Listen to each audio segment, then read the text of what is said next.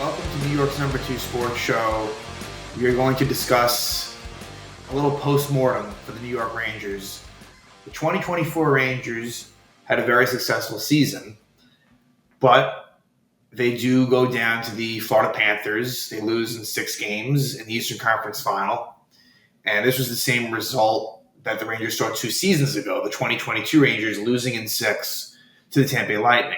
Now, a lot of the team the same as it had been then, but it's definitely a different feel. And that team, there was less expected of. But look, not that this team, if we're to be honest, and we're to look at what the expectations were going into the season, I think most would agree that the Rangers were certainly considered a playoff team. But you really didn't know what was going to happen after a very disappointing 7-game series loss to the New Jersey Devils in 2023. And the big change from last year to this year was going from Gerard Gallant to Peter Laviolette. And I would say that was definitely a change that helped the Rangers. But at the same time, I think it starts and ends with the players and the core. And Laviolette got a lot out of them. But to be fair, Gerard Gallant did as well, especially in year 1. And in fact, I think the point totals aren't that much different. So that Ranger team, I think, finished with around 110 points. This one, 114, and won the President's Trophy. So if you're to look at it, it's not completely different. But I still think that obviously the young players are a couple years older than they were a few years ago. And so they're deeper into this window, if you will, which is still very open. But I just wanted to discuss kind of, again, what was expected going into this season. And based on that, this season was an absolute success. But at the same time, when you're that close, and the fact of the matter is that you are up 2-1 in the Eastern Conference Final, we've seen the Rangers be up in series. Now, it's a little bit different, where I've had a big problem with, the Lightning series where they're up 2-0 and then lost 4 straight, up 2-0 against the Devils, end up relinquishing that series. It's a theme that we can continue a little bit, but the fact of the matter is the Panthers, the whole series, were better than the Rangers. They just were. Whereas the Lightning series, the interesting thing there was the Rangers really were truly, in my opinion, the better team for the first 2.5 games of that series, and then it just completely flipped the other way. Whereas in this Florida series, really, you could tell from the beginning, even though the Rangers were eking out victories, that it was going to be a dogfight for them to be able to get it done. And in 9 games versus the Panthers this season and playoffs combined, the Rangers did not win 1 game in regulation versus the Panthers. And look, that said, the Rangers had a way of getting it done in third periods, getting it done in overtime, where they didn't really necessarily destroy teams, but they were a clutch team. But unfortunately, the Panthers were better than them. And so how can the Rangers close that gap, whether it be between the Panthers specifically or just finding a way to take it to that next level? And what I want to do here is go through player by player. We're going to go position by position. And I'm going to give, some thoughts in terms of how this season went and what to expect and what is the outlook moving forward here. So a little bit of past, a little bit of future. But again, I think there's a lot to be proud of for the Rangers, but I share disappointment with, I'm sure other fans that were hoping that the Rangers would still be playing right now. But that didn't happen. So in looking at the goalies, and I had made mention in the last episode that Benoit Allaire, as it comes to mind, that he will at the very least be scaling back. I think, will he stay within the Ranger organization? Possibly. And maybe probably. But I think that it appears as if he won't be the goalie coach anymore. Now, the good thing is that the Rangers are in good hands, and that was thanks to Allaire, but Igor has reached a point now where he's been in the NHL for parts of 5 seasons, coming up in the middle of the 2019-2020 season. And so it's not as if he needs Allaire And I'm sure if he ever wants to speak to him again, especially if he stays within the organization, he's one phone call away. But anyway, you have Igor Shesterkin and Jonathan Quick, a very good goalie tandem. Now, in the case of Igor, he is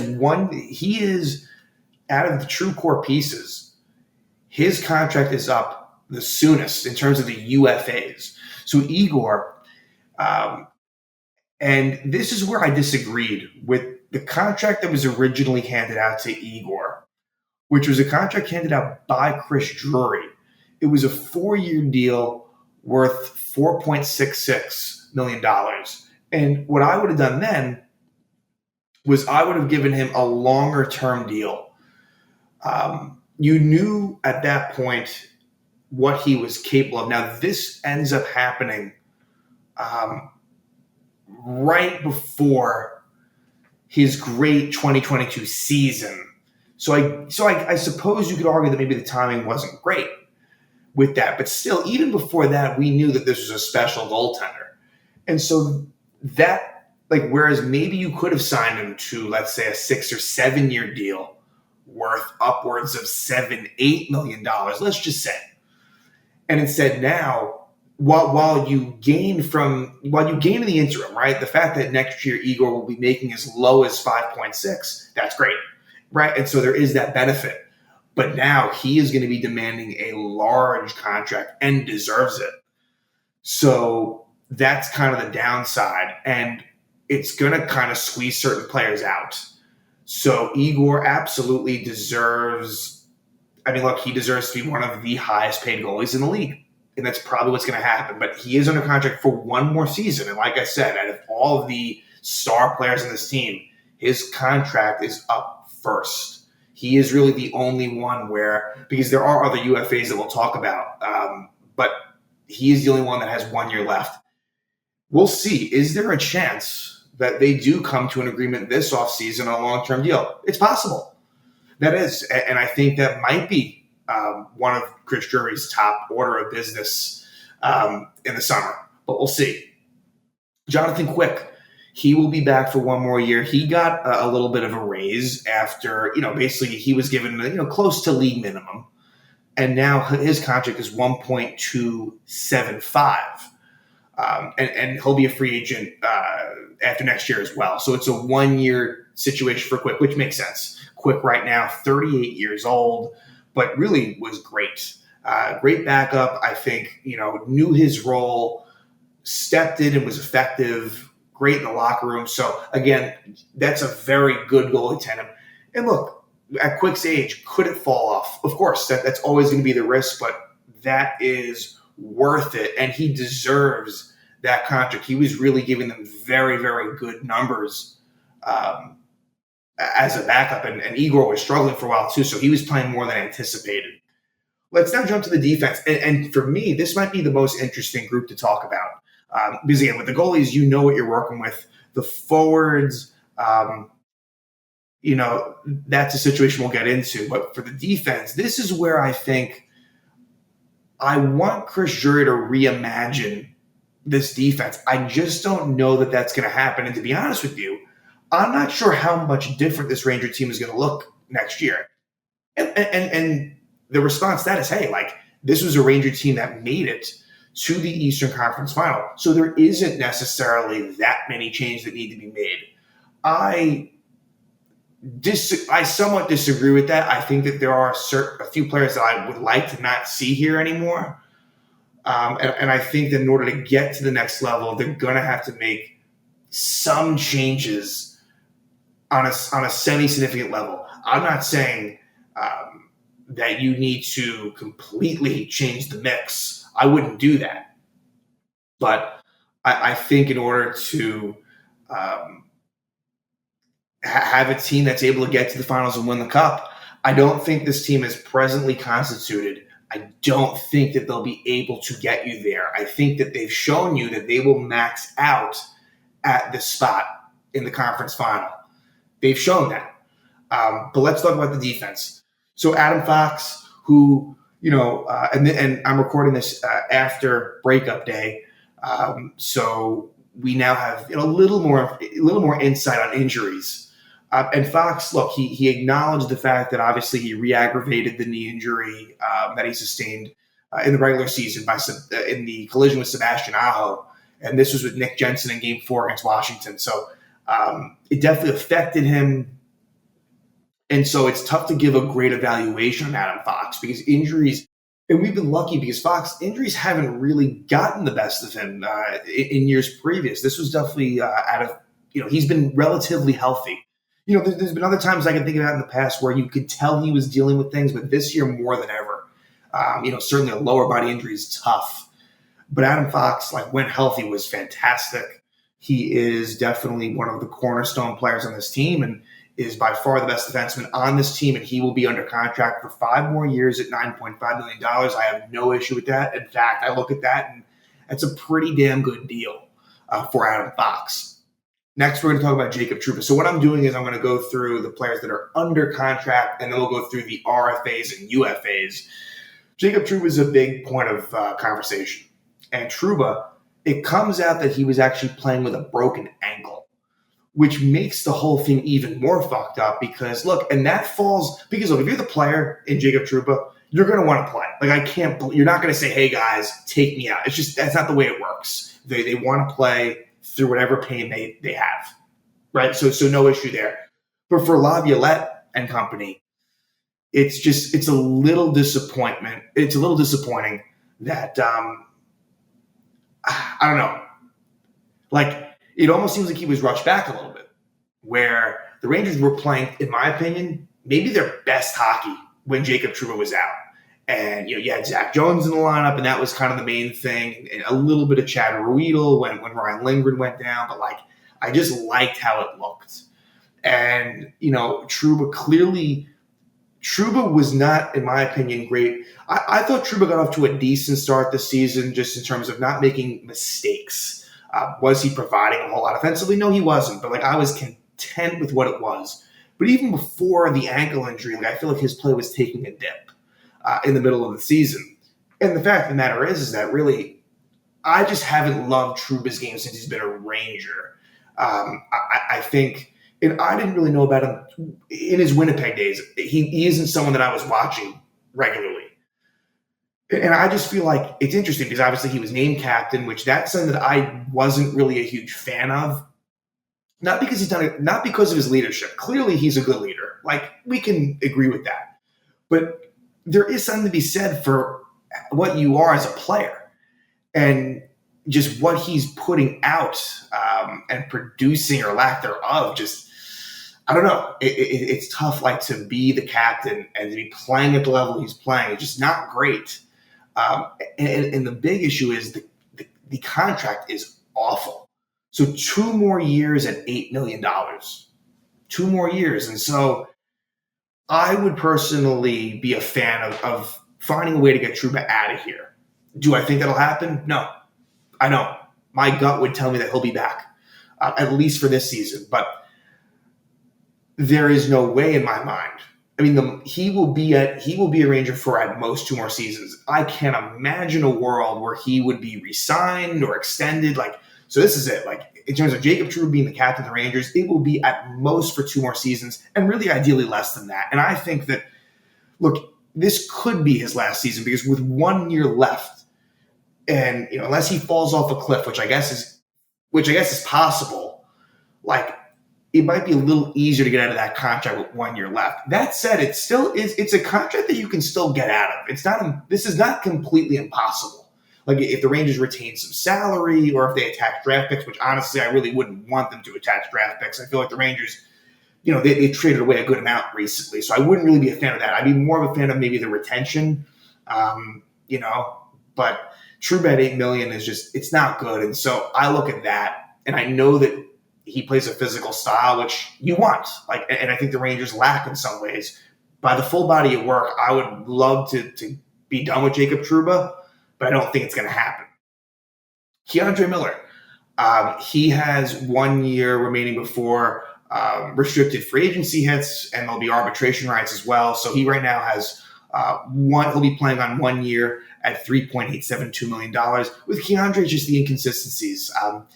I walk away from this season and I wish that it was better. I wouldn't say it was bad. I wouldn't say it was good. It kind of falls somewhere in the middle, and there's a lot of inconsistency. And I think having him away from Jacob Trouba will do him well, right? So if you end up having a situation where he ends up playing with Braden Schneider next season, or somehow Adam Fox, we'll get into that in a second. But I think that him away from Trouba will help. But to be fair, Miller on his own needs to be better. Just really bad turnovers, and that's been a thing. Not physical enough. And again, like, the skill set is there for him to do great things, but we haven't seen it yet. And now, what has it been? It's been 4 seasons for Miller. He's young, right? He is 24 years old. So much room to grow. I wouldn't give up on him at all. I would like to stick with Keandre Miller. But to be fair, like, I think his game needs to improve. And, I walk out of the season just not thrilled with what he provided, because I know there's a lot more there. And then Zach Jones. So Zach Jones, a very cheap contract. Same thing with him, where next season he'll be a restricted free agent. And he's coming in at just a little bit more than $800,000. So very cheap. I thought Zach Jones, my opinion of him really turned around, because when he was playing sporadically early in the season, I was like, this is just not good. Like, I didn't think much of him. I think compared it to the Libor Hayek situation, where he was on the team and the reason for that was because they thought highly enough of him, because if they sent him down, he'd be claimed on waivers, and they didn't want to do that. But they also didn't think highly enough to have him in every day. So it was a tough spot for him. He was a healthy scratch very, very often, but particularly when Trouba got hurt and he stepped in the lineup, he was really good. Just eye test wise, very impressive. And I know he's not the biggest defenseman. And look, you would ideally want that in the playoffs, but the Rangers let's be honest, they are lacking, puck movers. Of course, you have Adam Fox, and I know Keandre Miller has it in him to do it. But besides that, there isn't, and Braden Schneider's young and still developing. But the way I see next season, Zach Jones is very likely to step in, unless the training camp and exhibition goes horribly wrong. Zach Jones will likely take the spot of Eric Gustafsson, who we'll get to soon. But to me, that's a no-brainer for many, many reasons. So Zach Jones, he will finally get his first real chance next season. And I'm looking forward to that. Let's discuss Ryan Lindgren. So Ryan Lindgren is a restricted free agent at this point, and he is coming off of a 3-year, $3 million per year contract, which was very good. This is an interesting case. Ryan Lindgren, because I think the opinion on Ryan Lindgren is, I think, pretty divisive among Ranger fans. I would put myself in the category of being a fan of Ryan Lindgren and really appreciating what he's done for this team, and the blocking shots, the hits, just durability isn't there.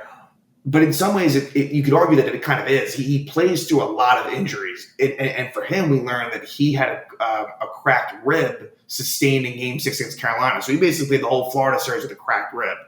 But that is part of the frustration as well. And it's admirable. But for Lindgren, if I'm the Rangers, I'd be very careful about the contract that you give here. Because, look, he's going to get a raise. But it's also about the years. This is not someone that I don't think Ryan Lindgren will age well. Just the way he plays, the sacrifices he makes. Unfortunately, I don't think that leads to necessarily a long career for him. The will is there. The determination is there. And that's half the battle. But I think with Lindgren, is there a world in which he's not a Ranger next year? Maybe. I wouldn't say that. I would, again, for my prediction, I think he'll be back. I do. But is there a world where he is traded? Sure. It's possible. But at the same time, I just think they have to be wise. And I would not give him a super long-term deal. For me, at most, I go 3 years. But I have a feeling this is going to be at least 4 years, at least somewhere in between $4 and $5 million. That's just, could I be off on that? Maybe. But, and I wouldn't love that, but I have a feeling that might be where they go. Braden Schneider, he's also a restricted free agent. His deal won't be exorbitant at all, but for him, I would consider I liked what Braden Schneider did this year. And I was someone that was kind of skeptical of Braden Schneider, where I felt like he wasn't really improving from year one, where he came up in 2022. And I felt like it was a bit stagnant. But he also, the Trouba injury helped him be in a position to get more ice time. What I liked from him is that with more responsibility, his game improved. And that's a good sign. He's still really young. He's 22 years old. So with Braden Schneider, I wouldn't mind if they said, hey, you know what? We're going to take a chance on you, and we're going to give you a long-term deal with a cap hit that wouldn't be that crazy. I wouldn't mind if they did that. Again, I don't think they will. I think it'll be more on the shorter-term side and kind of see where it goes kind of every couple of years. But I actually kind of come away with the season being somewhat impressed by Braden Schneider. And then let's quickly talk about the unrestricted free agents. Eric Gustafsson, I think that he will be gone for a couple of reasons. I don't think they'll be able to afford him. He came in at close to league minimum and did a really nice job. Like, I just think that his style of play isn't really suited for playoffs, and that was always my concern.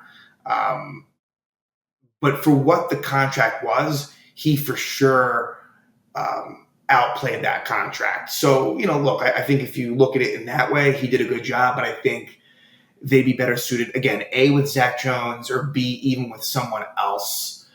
So I think Gustafsson is likely gone, and that's going to be a common thing for me. As far as the UFAs, I don't really think any of them will be back. And for Gustafsson, wish him well. But even if they wanted Gustafsson back, which there might be some interest, out of all of the UFAs, out of all of them, would probably be the one that they might have interest in bringing back. But unless the only way that he would come back, the only world that exists would be if Lindgren got traded. And even if that happened, I still think that Gustafsson won't be worth what he's going to ask for. And then Chad Ruedel, he probably ended up playing about 5 games, give or take. And look, you want to have as much defensive depth as possible, but they stayed healthy enough to play. And so Ruedel would expect him to not be back with the Rangers. It was kind of my opinion on him isn't even really much because, again, we didn't see him play a whole lot. But he was brought in I think, in some ways because of the Trouba injury. I think that kind of it made it more of a necessity to bring him in. But what was the Ruedel trade? The Ruedel trade? Was that a 4th round pick that the Rangers traded in that? I think it might have been. Let's see. I think it was a 4th that was dealt. It was either a 4th or a 5th. So you don't love that, but I guess it happens. And so now let's go to the forwards. So with the forwards, and what I'll say about the defense is that there really aren't that many young defensemen in the pipeline, whereas forward-wise, there might be. And that's the thing with the defense as well. That's why I think you might see the same group because besides Zach Jones, like someone like Matthew Robertson really has not emerged at all. Like, I don't really think he's an option. And, there's other like veteran types down there, but not even worth discussing at this point. So for the forwards, Artemi Panarin, he's got 2 more years, and his contract's $11.64 million. So, whereas last year I was really hoping that there would be a way to kind of get rid of him.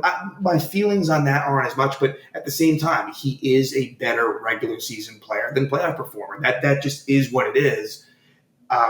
But that said, Panarin is such a force in the regular season and is, a huge catalyst into getting you into the playoffs. And so you kind of live with what the shortcomings in the postseason. So not a whole lot to add on there. He was fantastic. 120 points. He was fantastic this season, and I hope that he can continue that next year and not get into bad habits. He's got to stay with it. Go to the middle of the ice. That line with Trocheck and Lafreniere was brilliant. And so, yeah. Mika Zibanejad, this is an interesting one. So this is a contract that does not look very good currently. There's 6 more years at $8.5 million. And it's not even so much the 8.5, which, look, that won't be great in a few years, but it's the 6 more years. He is streaky. So I'm not going to say he's declining definitely, but for Zibanejad, it was a disappointing just season end playoffs. Let's just call it all in the same. And I just, his body language, the quotes, like, it's just not good enough. I mean, Mika's always been soft-spoken, right? But look, this goes back to why there was a reason, because Zibanejad was a candidate. Him and Kreider were really the main candidates to be the captain.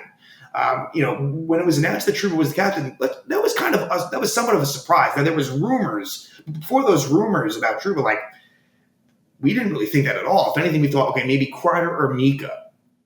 But you see why Mika isn't. It's not a style. And I admire the fact that, look, like, he is typically a very good defensive player, top penalty kill guy. Like, I like a lot of his game and what he's provided to the Rangers, but this won't happen. But you just wonder about Zibanejad's future with the Rangers. Like, you don't really have a choice in the matter based on the contract. It's as where Trouba, you could move Trouba. The Zibanejad contract is pretty unmovable at this point. So he's got to dedicate himself in the offseason, and I really want to see something from him, because look, he's gonna start losing some ice time.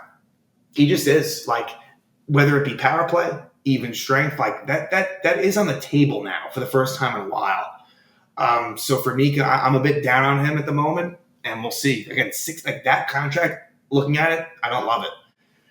Chris Kreider, he's got 3 years left at $6.5 million. Now, for him, that's a contract where you could get things back. That said, like, I'd be shocked if Kreider got traded. For either of them, I'd be shocked if Kreider got traded. For him, it's a lot of the same of what we've seen. And I think Chris Kreider is a player that's gotten better, typically speaking, as he's gotten older. The consistency's been there. But I think that for him, it's a matter of just bringing it every game. But again, like, he's been in the league for so long now, I don't know if that's going to change. A heroic Game 6 Carolina effort that will not be forgotten. Like, that's a huge thing that happened. But, again, it's the Zibanejad-Kreider combination that I think needs to be broken up. I think I would like to see them on different lines, or at least be open to the idea of that. So for Kreider, look, 3 years left at 6.5, very reasonable. Like, extremely reasonable, to the point where if he were traded, like, you would get some good value back. That said, I don't see that happening. Vincent Trocheck. Trocheck, a great season, much better than year one. I thought year one was so-so for Trocheck as a Ranger. Year two was so good. He has 5 more years at $5.62 million, which from a cap hit standpoint is kind of a bargain. The 5 more years, that's another story, right? But the cap hit's really good for Trocheck. This was a guy that plays in all situations. He was their best. Besides Igor, he was their best player in the playoffs. Love Vincent Trocheck. And you could really argue that he kind of is their number one center. Like, you could certainly make that case. And happy for Trocheck to be here. And you know what? He deserves a letter. I know that there's a lot of letters on the team currently, but if someone gets traded out or whatever, I think Trocheck definitely deserves to be part of that leadership group. And the same goes for Ryan Lindgren, to be fair. If Lindgren stays, I think, like, that's deserved as well. But anyway, Philip Heel, he has 3 years left at $4.44 million, and he made it back. To me, I thought his career was kind of hanging on the balance, and maybe it still is. He's one hit away from I think being in real trouble. But for Hedl, it sucks, because it was a really good 2023 season. He started out on a line with Panarin and Lafreniere. He was the center, not Trocheck. And even though he didn't score goals in the first 10 games, he was good before he got hurt. And then he comes back, and it was a great effort to come back, and I admire it, but he just wasn't the same. And his future is interesting. He's a key piece here, but we don't really know what to expect. And I think that Hedl, if he were healthy, I think that he was showing signs of maturation, and I really like what I saw. So I just hope the concussions stay away and he can be healthy, but he really is a wild card at this point. Barclay Goodrow, not a great contract. 3 years left at over $3.5 million, 3.64. The good thing is he was so good in the playoffs, scored 6 goals, like a great penalty killer, really, like, elevated his game. And look, he has that cup experience with the Lightning. With Goodrow, I don't see how he finishes out his contract with the Rangers. It's just the value isn't great. Um, that said, I would expect him to be a Ranger next year. It may not be such a bad idea to try to kind of sell high, if you will, after the playoffs that he had. I don't hate that idea. With that said, Goodrow is a key piece to that bottom six, I guess specifically the fourth line. And so, you hope that he can up the production because look, what he did in the regular season wasn't good, but it is, I do like that he had a good playoffs. So for Goodrow, again, I think his days as a Ranger probably end before this contract expires, but I would still expect him to be Ranger next season. Alexis Lafreniere, one of the big bright spots this year, and his contract right now ends up being a total bargain. It's $2.33 million, and he'll be a restricted free agent next year. And so that's going to be a big raise. If he has a season next year like he did this year, like Igor's getting a huge raise and Lafreniere is getting a huge raise. I think he might be on the verge of becoming a superstar. And the reason I say that is because he didn't even play on the number one power play unit. And so on the Rangers, you're basically not playing. If you're not in the first unit, you're not really getting power play time. So I think they have to get him on there. And who's the one that you take out? I don't know. Like you could make, it would really be between Zibanejad or Kreider, in my opinion. I would leave Trocheck on there. It's not going to be Panarin that's taken off, and obviously Fox is on there. So it'll be interesting to see, but I think Lafreniere really deserves to be penciled in to that first power play unit. Just a lot of talent. The speed's increasing. He's becoming more and more physical. Like, it's exciting to see. That was a huge positive from this season. One of the biggest is Alexis Lafreniere. So really excited to see what his future holds. Now we'll talk about some younger, let's talk about some younger players. Adam Edstrom, who we saw a little bit this year, he's going to be a restricted free agent next year. So again, a cheap contract for him at this point. I hope Edstrom gets a look. I actually was kind of impressed by him. Got a lot of size. I think that his training camp, he'll be one of those fringe bubble guys to see whether he makes the roster or not. But I think Edstrom definitely performed well, and because at one point it was Edstrom and Rempe, and then the whole Rempe story took off, and Edstrom was kind of forgotten about. Will Cooley, really solid rookie year, and he will be a restricted free agent next year. So again, for him, one more year until that, and I think there's a lot of potential for Cooley. Did he make as much of an impact in the playoffs as I would have wanted to? Not really, but look, it was a long season for him. I don't know if he had that type of grind before, but this was someone that was not guaranteed to make a roster spot that earned it. He earned not only did he make the team out of camp, he stuck with it. He only ended up being a healthy scratch maybe once or twice all season. So he became a regular on this team. And so for Will Cooley, I think the future is bright with him. You like the size. There's a little bit of skill there. There's jam. Like, I think he's defensively responsible. I think Will Cooley, another, bright spot. Matt Rempe, someone who I didn't think, and Adam Edstrom, I didn't think I'd be talking about these guys. But Matt Rempe was a big story this year. He'll be a restricted free agent after next season. And I think Rempe acquitted himself well. He became a fan favorite. And it'll be interesting to see what he brings. But I like his attitude. He seems like a good kid. And he's got a lot of size, obviously. That's his calling card. And I think that, if I had to guess right now, I actually think he's going to make I think he's going to make the opening night roster. I do. The goal for him is to be able to be trusted as an 8 to 12 minute a night guy. Because right now it's 4 minutes, it's 5 minutes. They don't really trust him. And I don't blame the coaching staff for that. But for Rempe, he's got to just, fine-tune his game a bit, but he's young. Jimmy Vesey, who, we found out that he separated his shoulder in Game 2 against the Panthers, which was unfortunate. Look, he was basically a regular all season, and so for him to get hurt that late into the game, it was not great. I felt like his game was taking a dip. I thought Vesey in the first half, the first three quarters of the season was really, really good. And then, I don't know, just the end of the season, into the playoffs, I didn't love his game as much. But again, it's a great story either way. Just like his second go-around with the Rangers being a lot better than the first. And so he comes in, with an $800,000 contract. So really cheap and worth it for what he brings to the table. It's a great contract, and then he'll be a free agent. So we'll see what happens, but he will be a free agent, an unrestricted free agent next season. Johnny Brodzinski, they extended him. So Brodzinski, he is someone that maybe he is now an NHL player.